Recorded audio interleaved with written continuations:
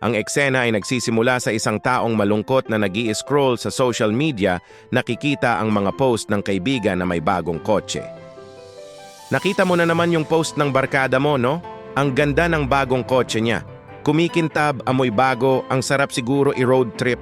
Tapos bigla mong maiisip, sana all, ikaw kasi, heto. Iniisip pa rin yung mga bayarin at yung utang na kailangan mong asikasuhin.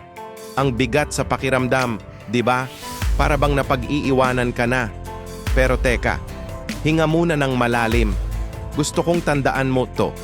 Hindi lahat ng kumikinang ay ginto.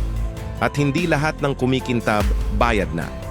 Madaling makita ang success ng iba sa labas, pero hindi natin alam ang buong kwento sa likod niyan. Baka mas malaki pa sa'yo ang iniisip niyang monthly amortization. Ang mahalaga ay yung progress mo, gaano man kaliit. Ang mahalaga, on track ka sa goals mo. Huwag mong ikumpara ang chapter 1 mo sa chapter 20 ng iba. Para sa mas marami pang real talk at financial tips na makakatulong sa'yo, i-follow at i-subscribe mo na ang Aftergrad PH. Hanggang sa susunod,